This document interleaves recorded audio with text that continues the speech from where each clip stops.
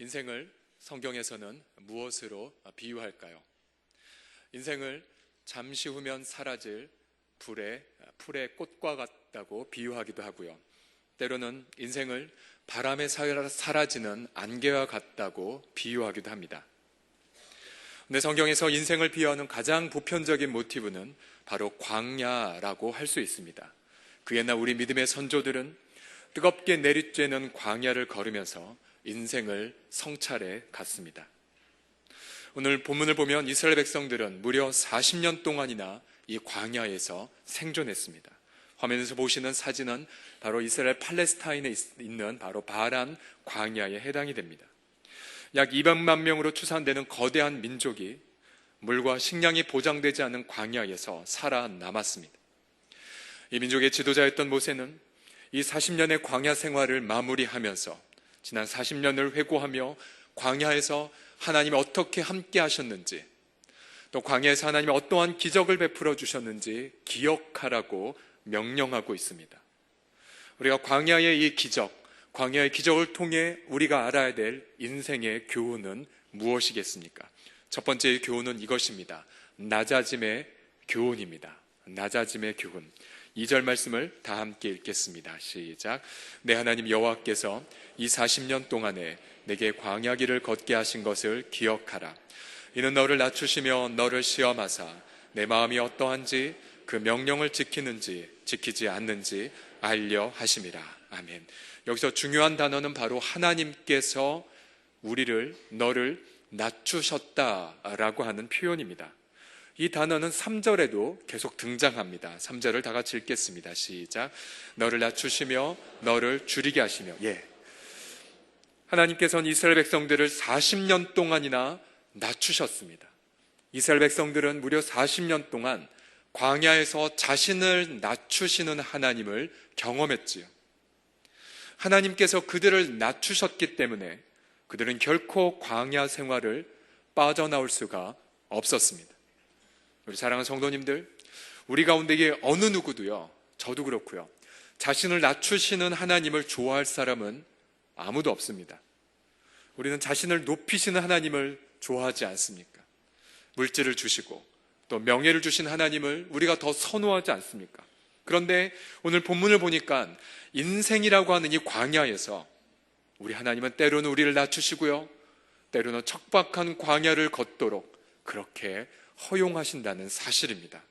그래서 우리는 하나님께서 나로 하여금 우리의 인생을 광야의 길을 걷도록 하셨다는 사실 앞에 눈물을 흘리게 되고 애통을 하게 되지요. 하나님께서 낮추실 때에 그 낮추심 앞에 대항하지 않고 겸손하게 무릎 꿇은 한 사람을 소개하고 싶습니다. 그 사람 한때 존경받는 왕이었지만 자신의 아들에 의해 왕위에서 쫓겨남을 당하였습니다. 쫓겨나는 날 그는 맨발로 도망을 가기까지 했습니다. 하나님에 의해 철저히 낮아짐과 굴욕을 당한 사람은 바로 우리가 잘 알고 있는 다윗 왕이었습니다. 그가 도망갈 때에 시므이라는 사람이 나타났습니다. 그가 다윗을 욕하기 시작했습니다. 그가 돌을 던졌습니다. 먼지를 날렸습니다. 다윗이 도망가는 것도 서러운데 시므이는 너가 도망가는 원인은 바로 너의 죄 때문이라고 힐난합니다. 사무엘하 16장 7에서 8절을 보면 시므이가 이렇게 심한 말을 하는 걸 볼 수 있습니다. 시므이가 저주하는 가운데 이와 같이 말하느냐. 피를 흘린 자여, 사악한 다윗이여, 가거라 가거라. 사울 족속의 모든 피를 여호와께서 내게로 돌리셨구나. 시므이는 본래 사울 족속의 친족이었습니다.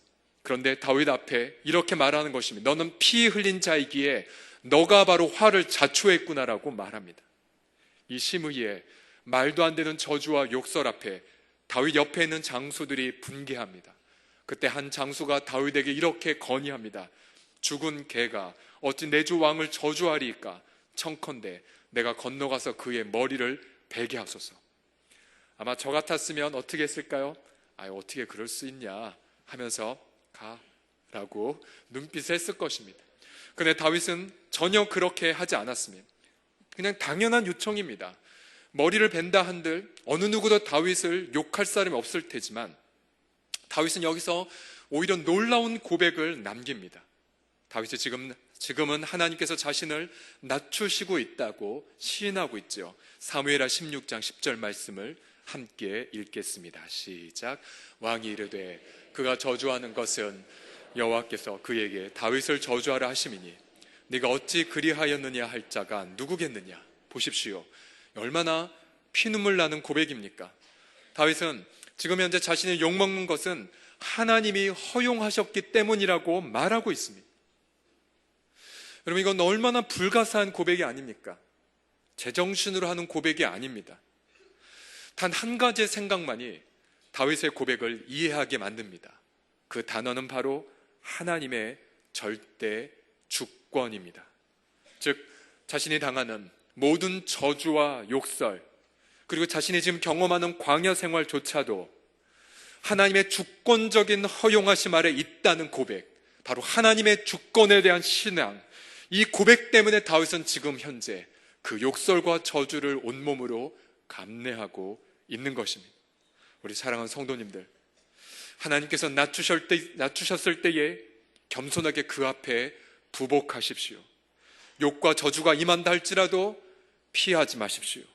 고통스러워도 낮아짐을 받아들이십시오.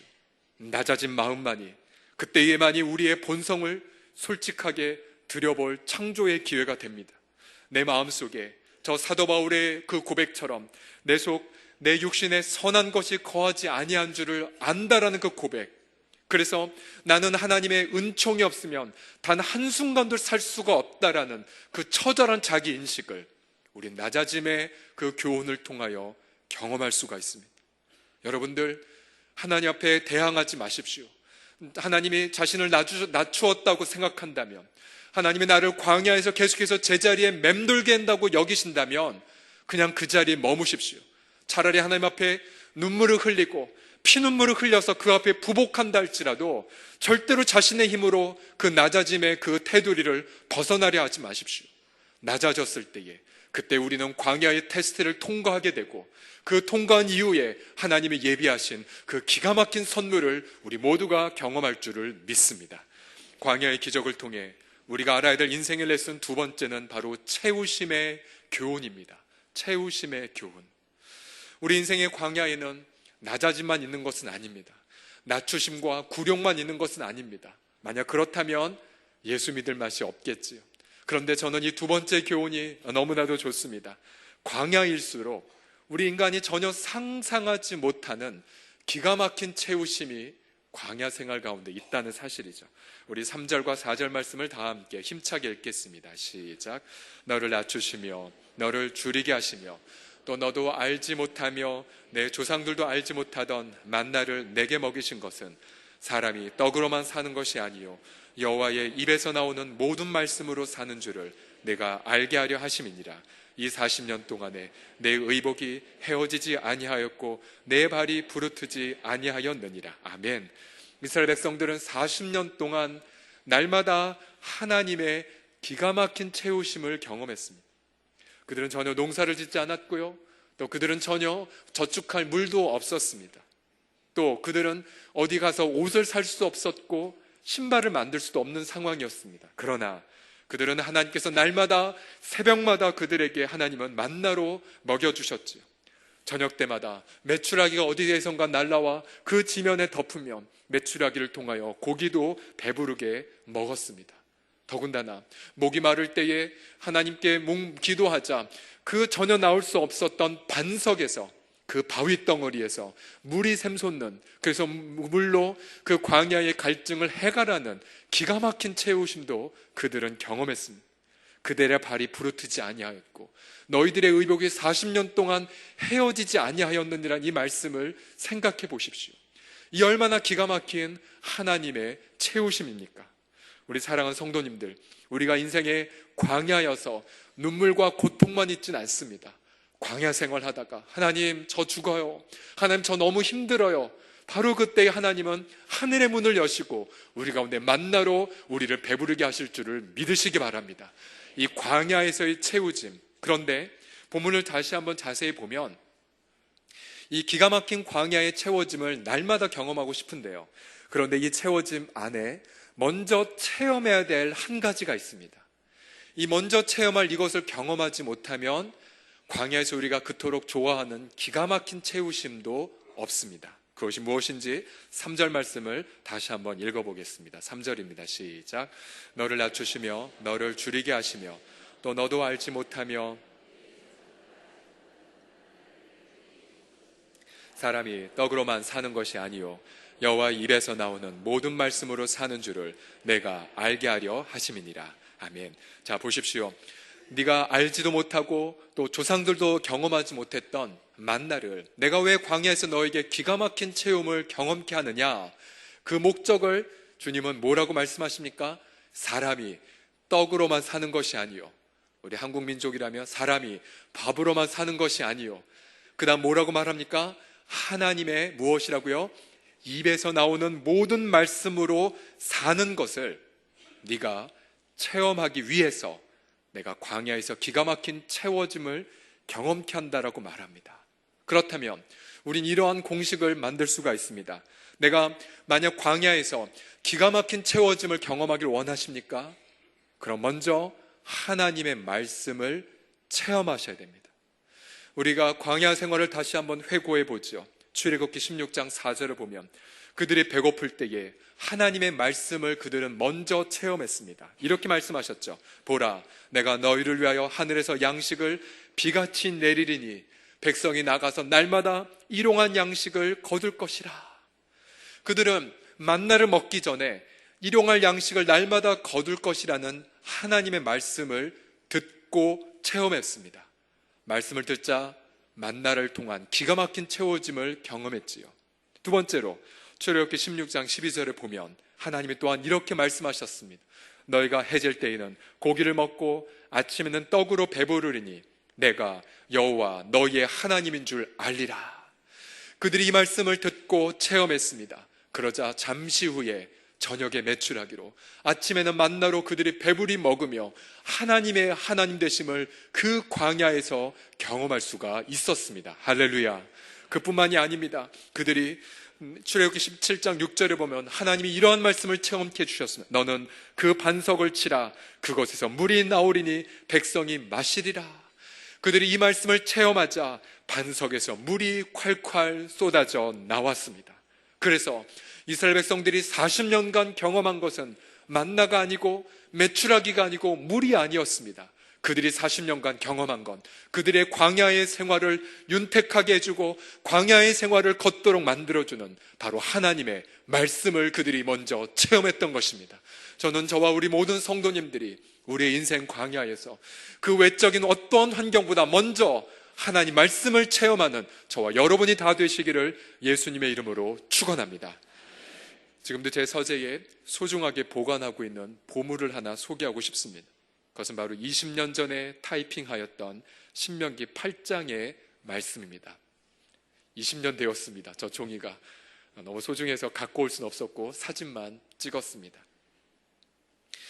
지난번에도 말씀드렸지만 제가 예수님을 구주와 주님으로 영접하고 나서 처음 경험한 저의 광야는요, 제가 인생을 돌아보니까 한 7가지의 광야를 통과했더라고요. 근데 가장 처음 경험한 광야는 가나안의 광야였습니다. 가나안의 광야. 부모님의 격렬한 반대를 무릅쓰고 신학교에 들어갔지만 아버님의 사업이 사기를 당해 망해버렸습니다. 우리 가정은 하루아침에 사글세방으로 가게 되었습니다. 그냥 가정 안에 모든 물질이 사라졌고요.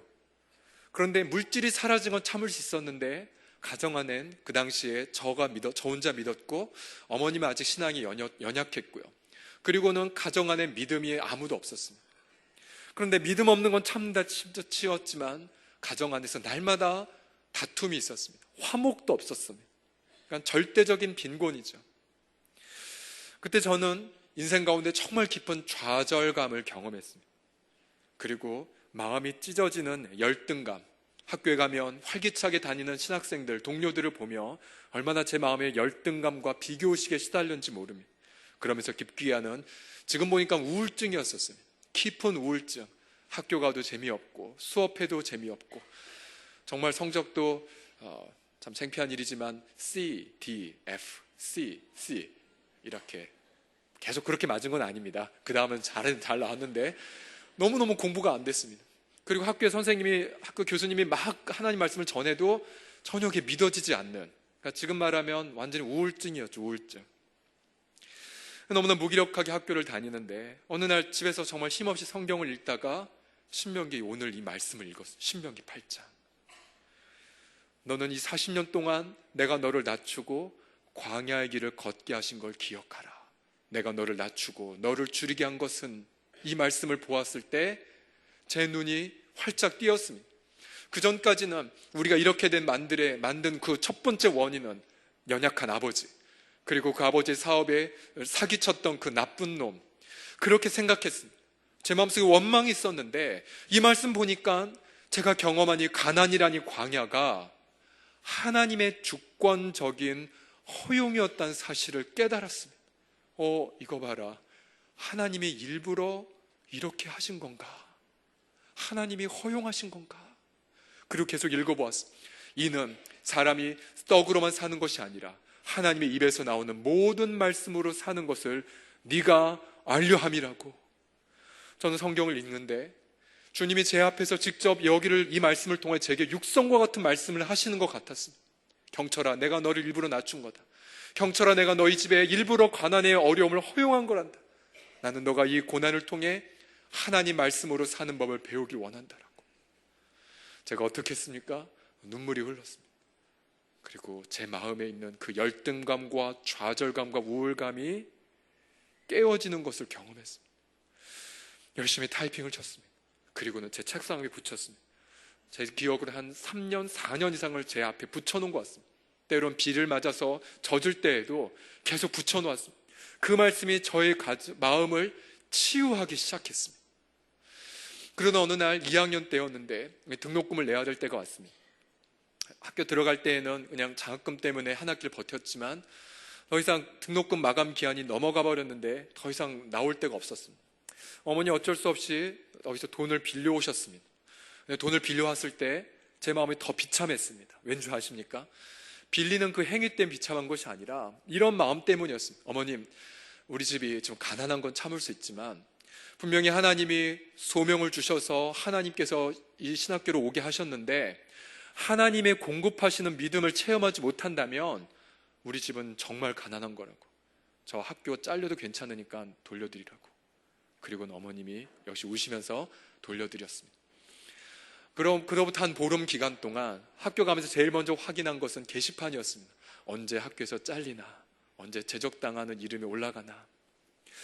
근데 그때 하나님이 말씀을 주셨습니다. 아까 광야 생활의 이스라엘 백성들처럼 먼저 말씀을 하나 체험하게 하셨습니다. 그 말씀 바로 고린도후서에 있는 말씀이었는데 우리 다 같이 한번 보죠. 고린도후서 8장 9절에 있는데 함께 다 같이 읽겠습니다. 시작.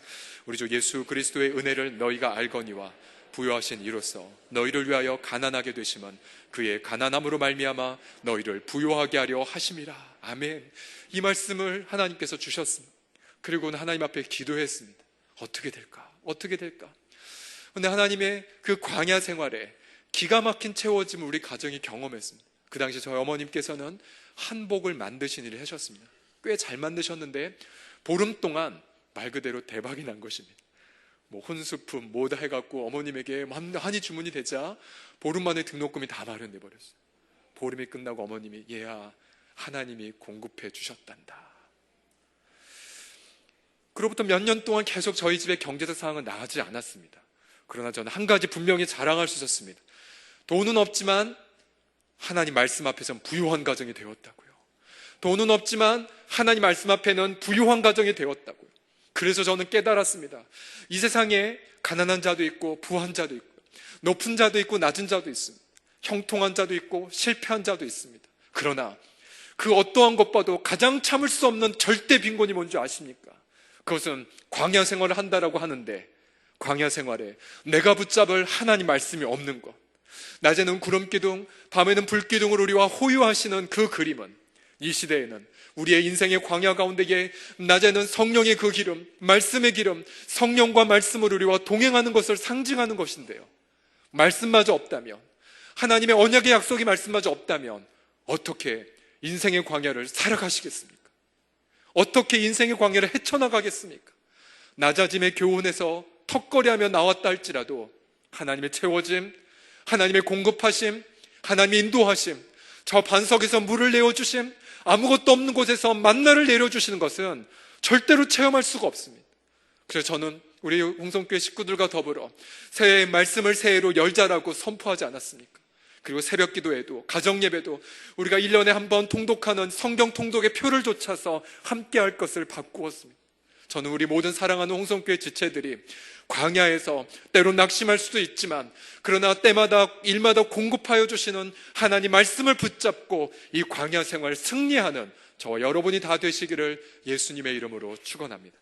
마지막으로 광야의 기적을 통해 우리가 알아야 될 인생의 레슨은 무엇입니까?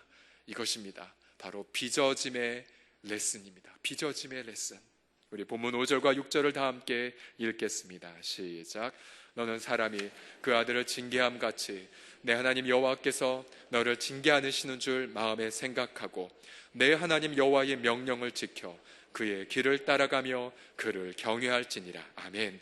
자, 여기서 징계라는 단어가 우리 마음에 걸립니다. 왜냐하면 징계라는 단어의 뜻은 죄를 징벌한다라는 뜻을 연상하기 때문이지요.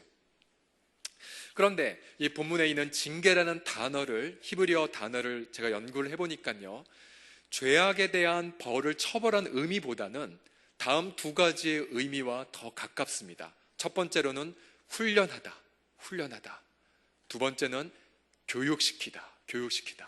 그래서 우리 주님이 그것을 오해를 막기 위해서 그 앞에 이런 수식을 붙이지 않았습니까? 내가 너를 징계하되 마치 사람이 그 아들을 징계함 같이 징계한 것을 기억하라. 자, 보세요. 우리 여느 어떠한 아버지 어머니를 할지라도 우리 자녀들을 징계할 때에 너 이러한 죄를 범했으니 호적에서 파겠다라는 부모는 아무도 없습니다. 우리의 부모의 본성은 우리 자녀들의 잘못된 걸 교정해서 벌 주는 게 목적이 아니라 뭐죠? 교정해서 이 아들을, 딸을 성숙한 자로 세워가는 게 우리의 목표이지 않습니까? 하나님은 그렇게 자녀가 자녀를, 아버지가 자녀를 징계함 같이 내가 너도 훈련했고 교육시켰다. 40년 동안 이것을 기억하라고 말씀하십니다. 그래서 저는 이 단어를 훈련과 교육을 좀 더 이렇게 의역을 붙여봤습니다. 내가 40년 동안 너를 어떻게 빚어갔는지를 기억하라고요. 빚어갔는지. 우리 도공이 멋진 도자기를 만들기 위하여 흙에서 흙을 모으지 않습니다. 흙을 빚고 흙을 사정없이 때리고 그러면서 흙을 그 틀에다 얹고 그리고 끊임없이 돌리죠. 제자리에 맴돌게 돌리고 멋진 모양을 만듭니다. 그리고 유약을 바르고 뜨거운 온도에 넣죠. 그리고 다시 꺼내서 다시 유약을 발라서 마지막으로 굽습니다. 그리고 나서 멋진 도자기를 세상에 빛내도록 내지 않습니까? 우리 하나님은요, 마찬가지십니다. 우리를 광야 생활 가운데 내도록 허용하신 것은 하나님 우리 가운데에 명품을 만들기 위해서 있죠. 우리 안에 빛나는 영원한 그 인격을 우리는 그걸 가리켜 예수님의 장성한 분량이라고 말하지 않습니까? 바로 저 성령의 열매로 표현된 예수님의 인격, 우리 갈라디아서에 이렇게 9가지로 표현되어 있죠. 오직 성령의 열매는 우리 다 같이 읽겠습니다. 시작. 사랑과 희락과 화평과 오래 참음과 자비와 양선과 충성과 온유와 절제니, 이 모든 것들은 다 예수님의 인격적인 표현이 아닙니까? 우리 하나님은 우리로 인생의 광야의 길을 걷게 하시면서 때로는 낮추시기도 하고 때로는 기가 막힌 채워짐을 경험하면서 우리 안에 이런 성령의 9가지 열매로 예수님의 인격을 빛나도록 우리 주님은 열망하신다는 사실이죠. 그래서요, 우리는 광야 생활할 때에 광야를 탈출하는 가장 빠른 방법이 있습니다. 뭔지 아십니까? 예수님 앞에 이런 기도를 하는 것입니다. 주님, 저는 지금 현재 미움이라는 광야에 갇혀 있습니다. 그러나 미움의 반대말 사랑과 용서의 열매를 맺도록 도와주시옵소서. 그리고는 한마디도 하나님 앞에 주님, 이 광야, 미움의 광야에서 빠져나도 도와주시옵소서, 그 기도 한 번도 안 하는 겁니다. 일부러. 그리고 오히려 주님, 예수님의 열매를 맺게 하여 주시옵소서라고. 때로 어떤 자들은 원망과 불평의 광야에 갇혀서 고통하는 자들 있죠. 그런 분들은 어떻게 기도해야 됩니까? 하나님, 저로 하여금 기쁨과 오래 참음 열매를 맺게 하여 주시옵소서라고. 그리고 속으로만 근데 빨리 끝나게 해주세요. 그리고 속으로 닫고, 그러면서 내 속에 인격적인 열매를 맺도록 힘써 기도하는 거죠. 우리 사랑하는 성도님들, 이 인격적인 비저감의 열매를 위한 기도를 하나님이 얼마나 기뻐하신지 모릅니다. 하나님, 제가 설령 죽을지언정, 하나님, 제가 설령 이 광야에서 영원히 못 나온다 할지라도 주님, 제가 예수님 닮게 하여 주십시오. 예수님 닮다가 죽게 하여 주십시오. 예수님 닮다가 내가 이 땅에서 그친다 할지라도 예수 닮게 하여 주시옵소서. 그때에 주님은 그것을 보시고 그래, 너 합격이다. 너 합격이다. 내가 너로 하여금, 우리 오늘 7절에 있는 말씀대로 내가 너로 하여금 아름다운 땅, 좋은 땅으로 인도하여 주마. 광야 끝, 가나안 땅 시작. 그 은혜가 올해 한 해 저와 여러분의 인생 가운데에 충만하게 넘치시기를 예수님의 이름으로 축원합니다. 저는 우리 인생이 광야라고, 우리 신자의 삶이 광야라고 했을 때에, 그러나 광야임에도 불구하고 광야의 그 기적을 만들었던 한 분의 스토리를 함께 마지막으로 나누고 싶습니다. 저는 광야 하면 언제나 떠오르는 한 분의 얼굴은 바로 고 강영우 박사님이십니다. 다음 달이면 이제 소천하신 지 1주기가 되어가죠. 그분의 인생은 정말 광야 중에서도 최고의 고통의 광야를 통과하셨습니다. 10대 시절 정말 중3 때 축구하다가 재수없이 눈을 맞아서 실명을 했죠. 근데 그것이 끝이 아니었습니다. 그의 어머니가 당신의 아들 맹인이 되었소라는 그 말을 듣고 어머님이 충격받아 너무나 안타깝게 뇌일혈로 세상을 떠나십니다. 졸지에 가장이 된 누나가 18살의 나이에 저 동대문 평화의료시장에 가서 새벽부터 밤늦게까지 일하다가 과로로 누나마저도 세상을 떠납니다. 이런 비극이 어디 있습니까? 자살 시도를 합니다. 그런데 자살 시도도 여의치 않고 결국 자기 여동생은 고아원으로, 자기 남동생은 철물점에 그냥 점원으로 사정없이 흩어지게 됩니다. 여러분, 이쯤 되면요, 인생 포기해도 누구 하나 그래 너 왜 그렇게 했냐고 할 사람 아무도 없습니다. 그런데 그 강영우가 10대 시절 고아원에서 예수 그리스도의 복음을 듣습니다. 복음을 듣고 예수님을 구주와 주님으로 영접합니다. 그때에 예수님을 영접하고 나서 역시 그가 기도했던 첫 번째 기도는 하나님, 제 육신의 눈을 뜨게 해주십시오. 그래서 이 비극적인 인생을 끝내게 해주십시오 기도했지만, 그러나 그 기도는 거절당합니다. 그러나 하나님은 그의 육신의 눈을 뜨는 건 거절하셨지만 그의 마음의 눈은 뜨게 해주십니다. 어느 날 기도하다가 그 학생이 강영우가 이런 걸 깨달았습니다. 나는 비록 고아고, 나는 비록 맹인이지만 하나님은 내게도 달란트, 내게도 능력을 주신 거를 내가 믿는다라고. 그래서 그 달란트를 통하여 첫 번째로 하나님을 영화롭게 하고, 두 번째로 내가 이 세상의 발전에 기여할 수 있지 않을까? 하나님, 나로 하여금 도와주세요. 그 능력을 개발하도록 도와주세요라고 간절히 10대부터 기도하게 됩니다. 결국은 하나님의 기적과 같은 도우심으로 서근옥이라는 당시에 자원봉사자로 왔던 대학생, 자기에게 누나였는데 그 누나와 애틋한 연애를 하게 되고, 그리고 그가 하나님의 도우심으로 유학생활을 하게 되고요. 물론 유학생활 순탄하지 않았습니다. 너무나 고통 중에 학위는 맞춰가지만 아무도 글을 쓰는 사람이 없었을 그때에, 그리고 아이들은 태어나서 당장 아이들을 먹일 그 음식마저도 없을 그때에, 그때 옆에서 서근옥 여사가 이렇게 도와줬죠.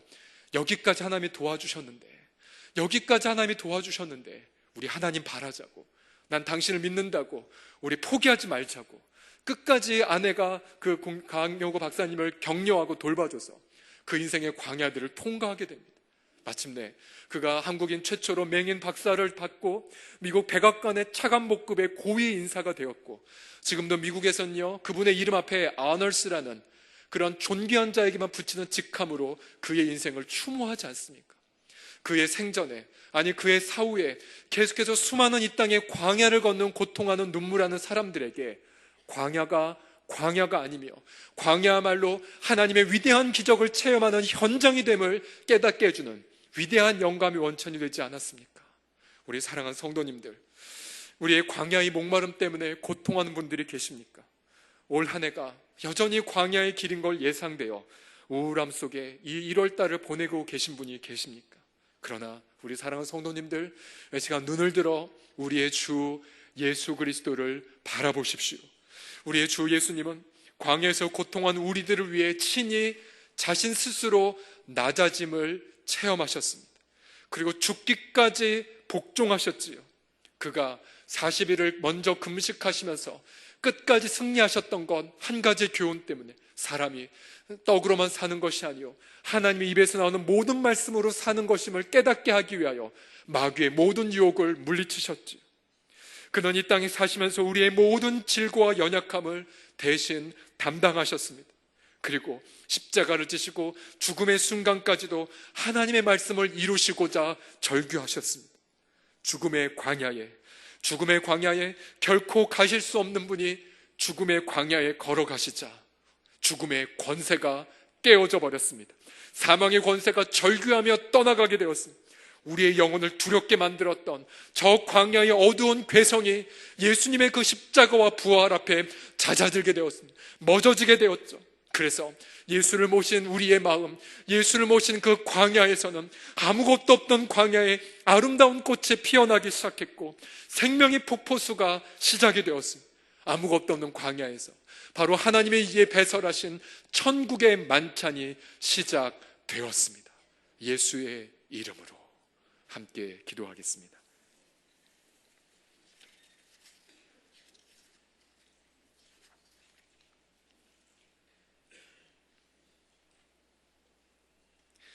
울고 싶은 분 있으실 겁니다. 애통하고 싶은 분 계실 겁니다. 하나님, 언제까지입니까? 언제까지 광야에서 우리가 고통해야 됩니까? 가난의 광야도 있을 것이고 아니면 불명예의 광야도 있을 것이고요. 또한 방황하는 자녀들을 날마다 보는 정말로 심장을 칼로 에워싸는 듯한, 도려내는 듯한 아픔의 부모로서의 광야도 있을 것입니다. 어떠한 광야이든지 간에 하나님의 주권을 신뢰하며, 아버지, 내가 하나님이 낮게 하신다면 내가 그 앞에 낮아지겠나이다, 하나님의 주권 앞에 순복하겠나이다라고. 그러면서 아버지, 내가 붙잡아야 될 말씀이 무엇입니까? 내가 이 고통에서 붙잡아야 될 말씀을 먼저 체험하게 도와주십시오. 그래서 이 광야를 탈출하기 전에 먼저 예수의 형상 담게 도와달라고 함께 시간, 우리의 광야의 그 문제를 가지고 함께 시간 동성으로 기도하겠습니다. 살아계신 우리 아버지 하나님, 하나님 아버지요, 우리 어느 누구도 이 광야를 좋아할 사람은 아무도 없나이다. 보장도 되지 않는 이 환경, 그러나 아버지 하나님이여, 이 광야 가운데에 아버지 전능하신 하나님께서 우리를 낮추시고 아버지 우리를 시험하시사 우리 마음에 있는 아버지의 숨은 악을 드러내게 하시는 주여, 우리가 하나님의 그 주권 앞에 우리가 머리를 숙이며 아버지 하나님이여, 주님의 그 인도하심과 우리 하나님의 그 신실하심을 받아들이나이다. 우리 아버지 하나님이여, 애통하는 심령, 울고 있는 심령, 아버지 하나님의 얽매인 심령들, 아버지 하나님이여, 이 시간에 위로하여 주시옵시고 광야마저도 하나님의 주권 앞에 있으며 아버지 하나님, 빛도 만드시지만 어두움도 때론 허용하시고 아버지 형통함도 만드셨지만 때로는 아버지 하나님의 실패마저도 허용케 하시사 우리 가운데 영원히 빛날 예수님의 빛나는 영상을 아루새겨 가시는 하나님이시여, 아루새기는 것이 고통스럽지만 그러나 우리가 피하지는 않겠나이다. 주님, 성령님의 그 예수님의 영상을 새겨지는 수술이 고통스럽지만 우리가 도망가진 않겠나이다. 우리가 눈물 흘리며 애통하며 주님 앞에 우리의 마음을 쏟아 부을 때에 아버지 하나님, 예수님을 통하여서 우리 모두가 아버지 앞에 온전한 하나님의 사람으로 아버지 하나님의 광야의 기가 막힌 기적을 체험한 우리 모두가 되어지도록 함께하여 주시옵소서. 이 시간 우리 하나님 아버지, 울고 있는 자들이 있습니다. 고통하는 자들이 있습니다.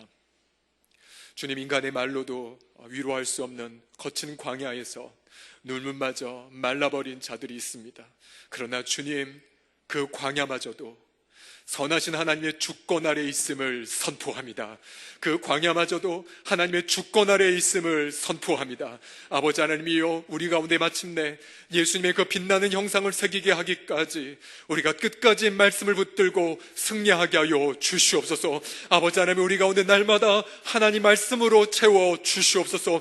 말씀을 붙들고 승리하게 하여 주시옵소서. 그래서 이 광야의 생활, 기가 막힌 체험을, 기가 막힌 채우심의 경험을 통하여 우리 모두가 광야에서 목 놓아 하나님을 찬양할 수 있도록 도와주시옵소서. 내가 선 이곳이 하나님의 만찬의 장소가 되게 하여 주시옵소서. 내가 선 이곳이 아버지 하나님의 하나님의 아름다운 숲을 이루게 하여 주시옵소서. 광야에서 샘물이 솟아나게 하여 주옵소서. 광야에서 하나님의 위대한 영광을 체험하게 하여 주시옵소서. 우리 가운데 이 시간 모든 우울증과 또한 모든 염려케 하는 영들아, 우리가 나사렛 예수의 이름으로 선포하노라. 떠나갈지어다. 하나님의 영광을 바라볼지어다. 하나님의 기쁨 가운데 채워질지어다. 그렇게 말씀과 성령으로 충만하여 이 광야 가운데의 위대한 기적을 체험하는 1월달과 새해가 되게 도와주시옵소서. 우리 주 예수 그리스도의 이름으로 기도하옵나이다.